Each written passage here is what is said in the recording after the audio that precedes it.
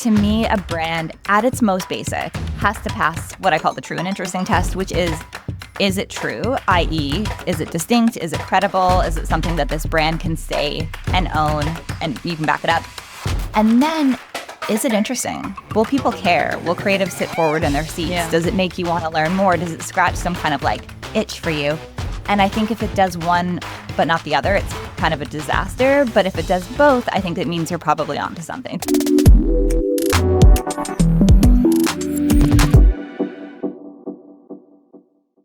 So hi, everyone. I'm super excited for today's episode of Power Strategy, covering all things strategy, AI, and lots more. Today, I'm going to be talking with Justine Feron, who is currently the CSO at Havas New York. Justine's been in the industry for a couple of decades, working on incredible brands like Keurig, Dr. Pepper, JBL, even more than that. She said that what she loves about strategy is the opportunity to make complicated things simple, dive deep into culture, and contribute to work that's beautiful, memorable, and effective. She's also currently paying it forward and giving back by teaching at Marist University and bringing up the next generation of brand marketers and strategists, which we'll get into in a little bit. But that's just a tiny bit about her. So welcome, Justine, and thanks for joining me today. Brony, thank you for having me. It's nice to see you. Amazing.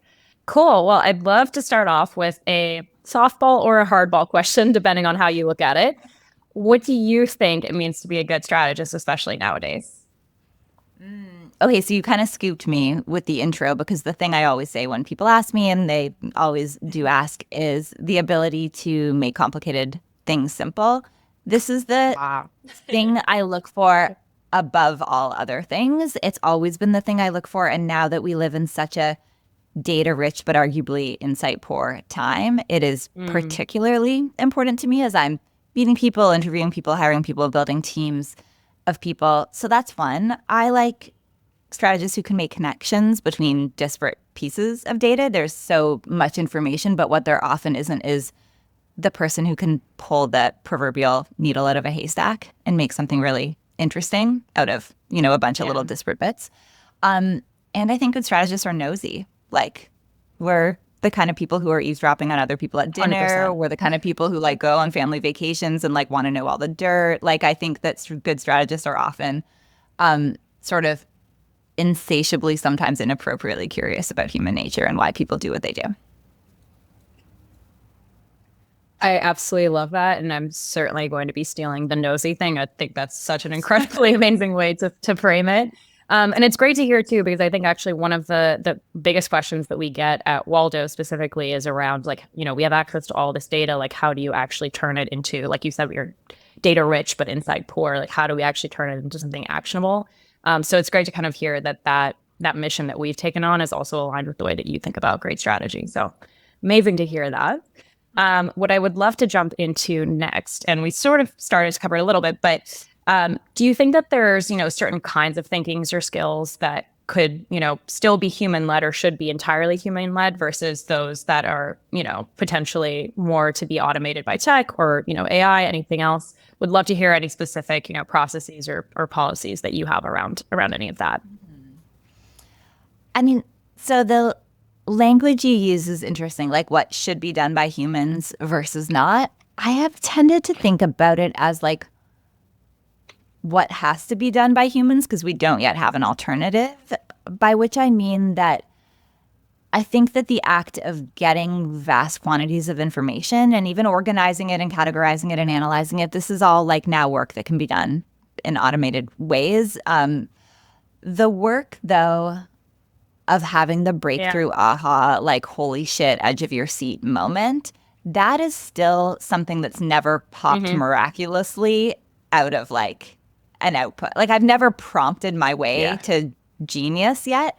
I've prompted my way to thoroughness, I've gained efficiency, I've been faster, I've been more thorough, I've been all kinds of things as a result of AI tools, but I haven't yet felt that moment of intellectual breakthrough has just landed on my lap courtesy of a machine yet. So I think that if there is one thing that should or maybe must be at this point still done by people, it is that work of finding that proverbial needle in a haystack and making that connection is still the edge that I think people have over the machines.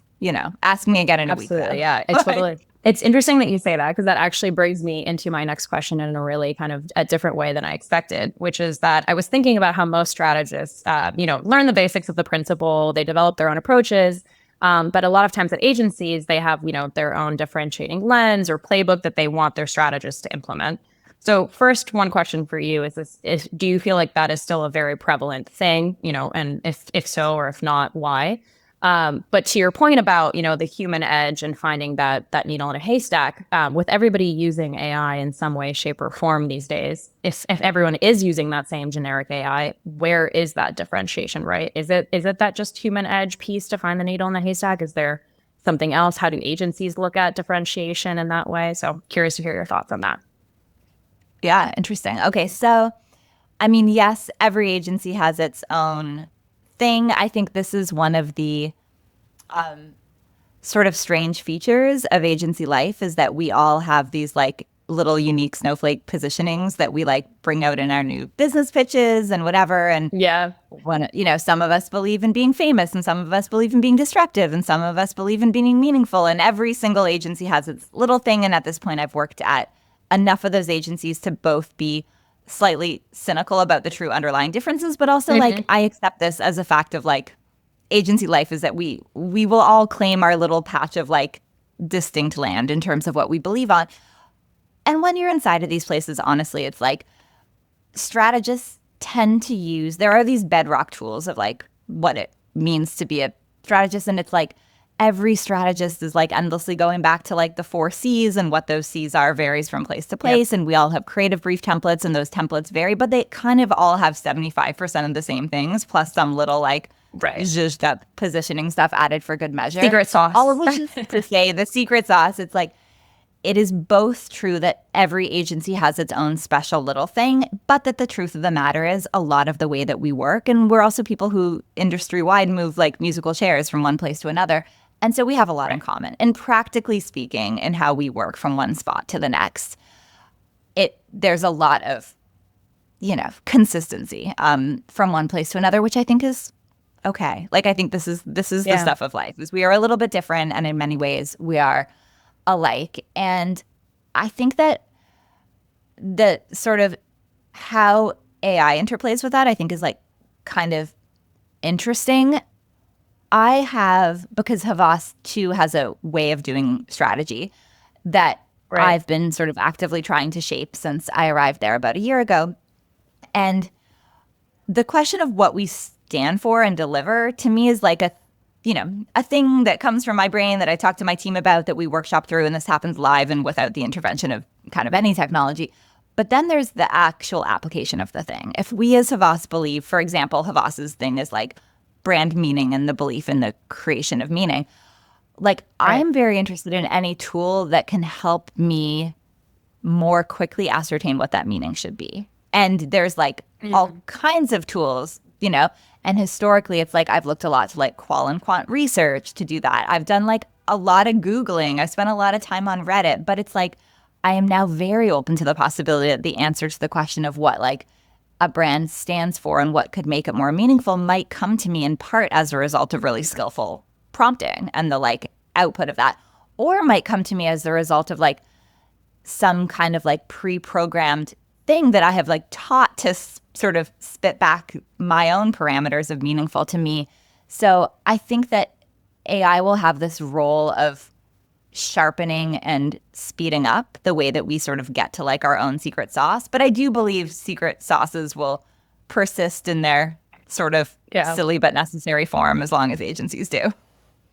No, 100%. And I love the way that you framed that also, because one thing that we think about a lot in terms of helping agencies get to that differentiation and implementing that across the board at Waldo is through kind of our customizations. We allow for the codification of a standardized process, something that you can streamline, not only to help you make something, a process consistent across the agency, but also because, to your point, like there's an iterative component that you can apply so much more quickly through AI that you may not be able to in kind of a human-led approach, right? Where you can actually like test how tweaking a prompt or changing, the question that you're asking or the research that you're doing, whatever, ever so slightly might change the output, right? Much more quickly than a human might be able to think through what the actual next steps are there, or how that changes the entire process or that type of thing. So I think there is something really interesting in the juxtaposition between generic AI and actually how it has the ability to allow that iterative approach to get to the more differentiated result in some interesting ways. But thank you for that. You've given me a lot to think about on that piece for sure. And now I'd love to just very quickly talk about actually my favorite part of this discussion, the part I was looking most forward to is, specifically on the topic of educating future strategists. So like I mentioned in the beginning, you're teaching a course now on the strategy function at agencies. I would love to hear, just to start off, like, how do you think about educating and training new strategists and new marketers coming into these roles now? Are there, especially with AI again, are there any advantages or disadvantages? What's the approach you're actually taking in your own classroom? Would love to hear how you're thinking about that. Yes. So it is, I teach in part because I do feel some sense of, desire or responsibility to train the next generation. I also teach for selfish reasons that, I love that. Largely began, I think that, there is in this career path, a lot of people hit a moment of sort of existential something, and some of them leave to go client side, and some of them go bake bread or make pots for a living, and some of them decide to take on a part-time teaching job, and that's the path I went down. I think that I realistically do not believe that I will, someday be on my deathbed recounting all the chips or beers I sold or bank accounts that I help people open or whatever.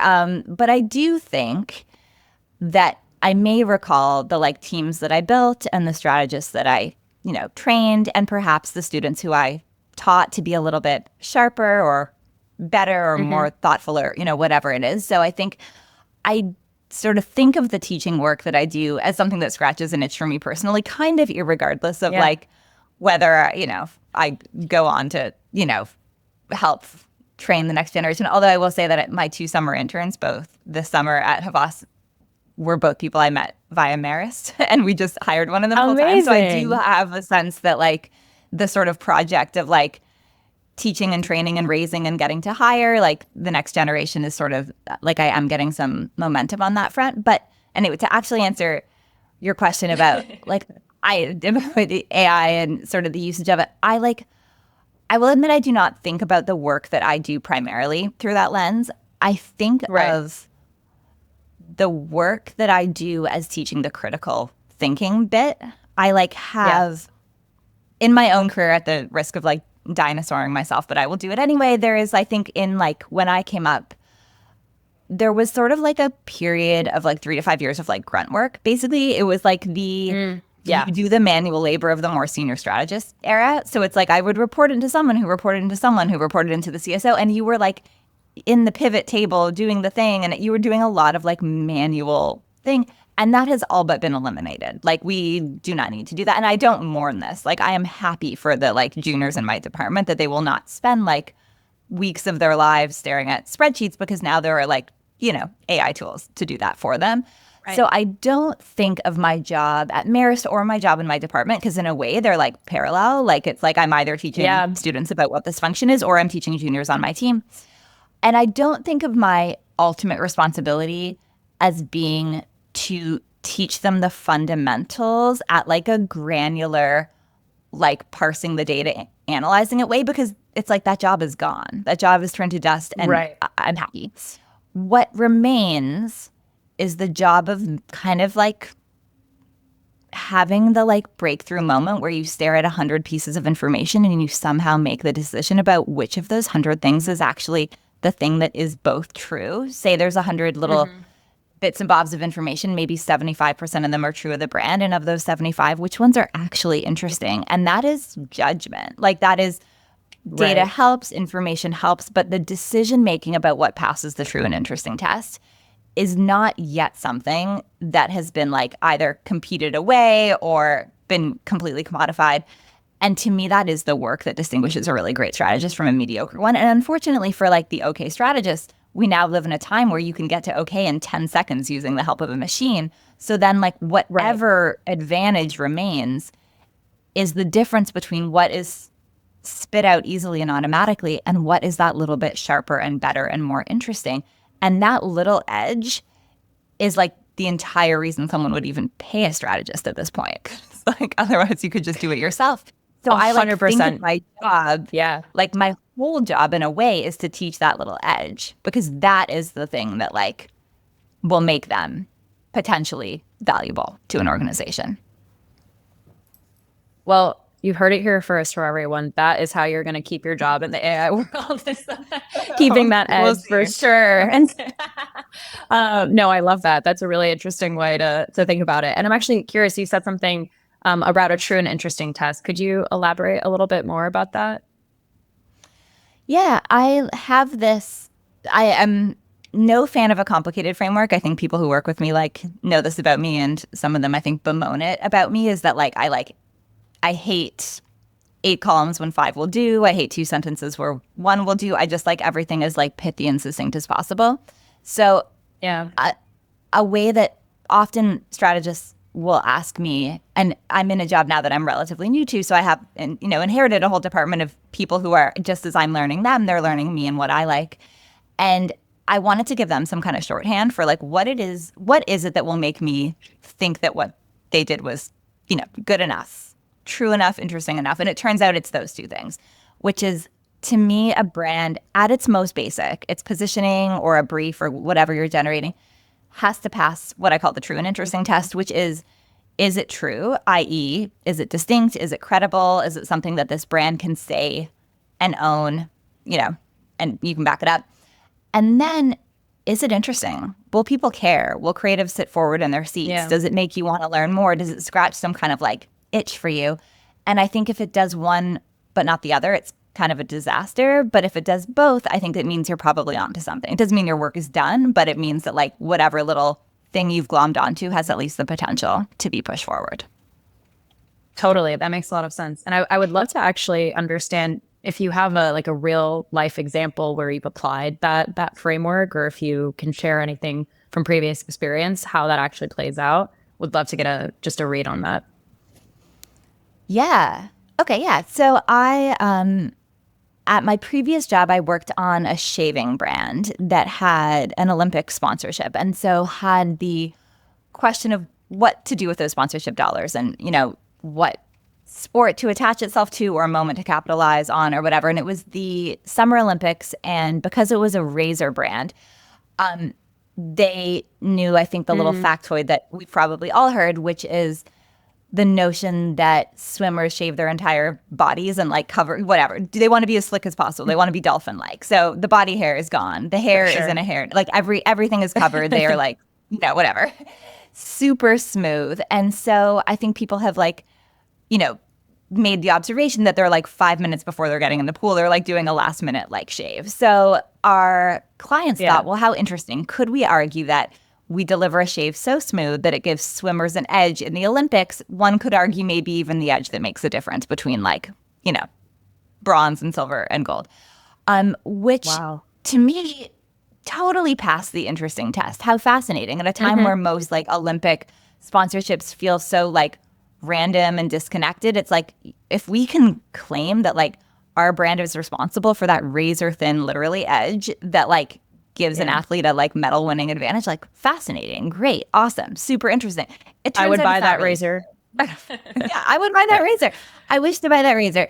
Inconveniently though, there's not any data to support that like the difference between that razor and another razor, or in fact shaving, with a Bic like an hour before that, would be the thing that would make any kind of measurable difference.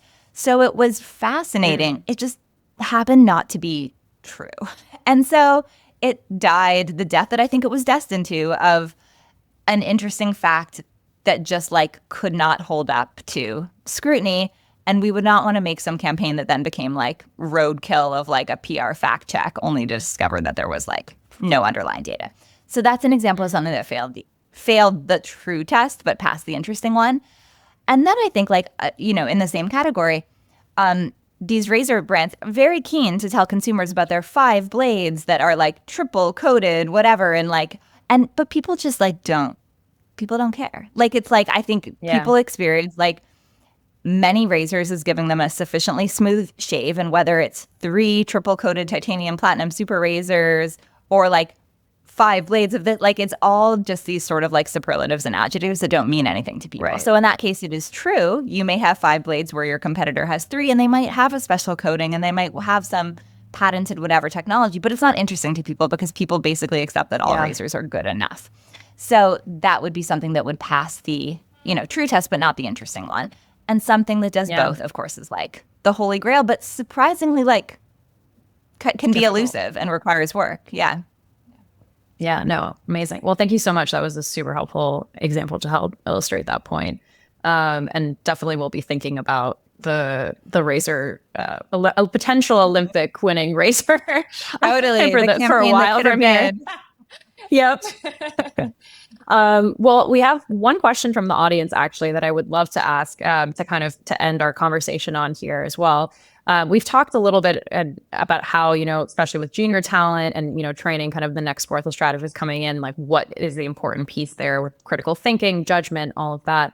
I'd love to understand from you what you think for more experienced strategists and honestly for agency folk across the board, creatives, et cetera, how you think those people will continue to be valued or further valued, and how you think they will be devalued in this, kind of AI era that we're experiencing right now, especially as, the evolution of these tools continues ahead at, some breakneck speeds here.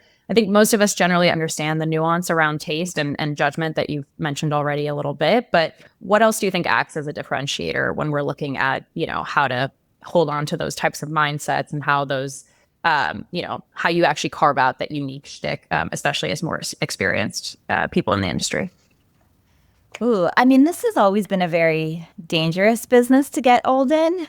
Few people have the like privilege of going old doing this. And I think that there's always sort of a like boogeyman at the door of people over a certain age in this business. And sometimes it's like ageism, and sometimes it's the problem of being a slightly older person in a business that's like obsessed with youth and youth culture all the time. And I think that this just adds on to sort of the like so-called danger of getting older in this business, is that like now we will be like increasingly reliant on tools that change very quickly.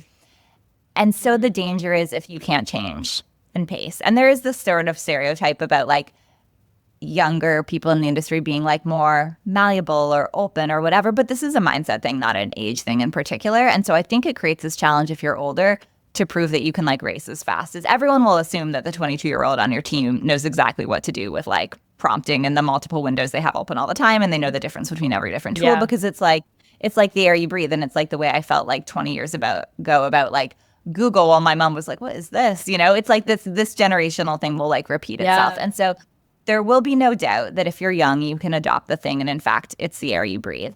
There will be doubt if you're like 20 years older than that about whether you can like get on board and roll with it and try new things and approach it with like an attitude of like openness and excitement rather than like skepticism and dread. And so I think that is on everybody who's of a certain age. But I think that that's been sort of true for every emerging technology, the ones that persist. I mean, it's like there was a moment where I was like, oh, I'm going to have to really learn like what like Decentraland is. And turns out, no, I didn't really have to. It didn't really matter. So it's like sometimes the things are the next Google and email, and sometimes the things are a metaverse thing that, the world will soon forget about. But I think that we're now at the point where we're pretty confident that AI is going to be more of the like, email in terms of life changing versus it's going to be around. It's sort of all of our job to get on board. And the older you are, I think your job becomes to overcome the stereotype that maybe you can't. I think that the work, I guess one advantage to answer your question about like, if you're older, like what do you got, is in addition to taste level, I think there is also sort of an advantage of having seen some things before, because the one sort of issue that I often have with the output that I'm getting, and I use like all kinds of different tools, is that often I will get something that I can recognize as kind of like the average traditional, like, typical, like, I'm a fast food brand and you're going to tell me that your beef is beefier. I'm a razor brand. You're going to tell me your razor is shave smoother. I'm a shoe brand. You're going to say you can walk 10,000 steps comfortably. Like there are sort of, for every category has its conventions and trappings. And because I've done this for a long time, and anyone who has done it for a long time can immediately recognize the difference between like a cliched, stereotypical like category convention and something that's actually original and new. And that's an advantage that sort of comes with time. And I think that in addition to leaning into taste level, leaning into the ability to discern what's truly new from what's been done a million times before is also a sort of gift that comes. But it has to be married with a sort of real openness to what's happening next. Otherwise, you're just going to become the like proverbial old person screaming on your lawn about like the good old days and whatever. Yep. So, yeah. No, it's so true. It's so true. And I love what you said also about like, in some ways, obviously, this AI wave feels very new and different as compared to maybe some of the other emerging tech that we've seen in the past. But on the other hand, at every single step of the way, to your point, like there's always been an assumption that the young people will just get it quickly, and the old people will either kind of stumble along or whatever it might be. But I think there is something to be said for every evolution, whether it was the .com bubble or social media on the horizon, all of that. I think there's been the advantages that both have brought to the table, right? From having the experience and the mindset, the taste, judgment, and to your point, also the just having seen it before. Versus the younger people being able to catch on quick to the new thing. And there's something like so beautiful and complimentary about that like for everyone that, is worried about how they're going to stay afloat in regardless of what role they're in, like there's always been a need for both kind of levels, both sides of the coin, the full hierarchy and range of experience. So I love the way that you framed that. It definitely made me feel a little bit more optimistic about the future for everyone in strategy, which is exciting. But I think that is everything we wanted to chat about. So thank you so much, Justine. Really appreciate you being here today to talk about this. Have a lot to come back and take away from this, but appreciate your time, and we'll hopefully talk to you soon. And this time in person, maybe not virtually. We can still do some in person things. Yes. Thank you for having me. And yeah, I'll be really happy to see you in person soon. Okay, so Justine has just left, but I took a couple of minutes to look into the shaving habits of Olympic swimmers through Waldo to see if we could find any truth or anything interesting to sort of go off of there for that Venus example that she shared with us. And to give you an idea of how we might use a tool like Waldo for this, I used our strategy agent, which you can access through this chat functionality here. Our strategy agent basically is the same like conversational interface that you're used to having with other AI tools, but it has a couple of extra superpowers like the ability to pull all different types of diverse web sources, social media sources, ad libraries, proprietary databases, you name it. So there's a lot of really cool stuff that you can get through Strategy Agent that you can't get elsewhere. So I went ahead and asked Strategy Agent to find me some data points on the shaving habits of Olympic swimmers.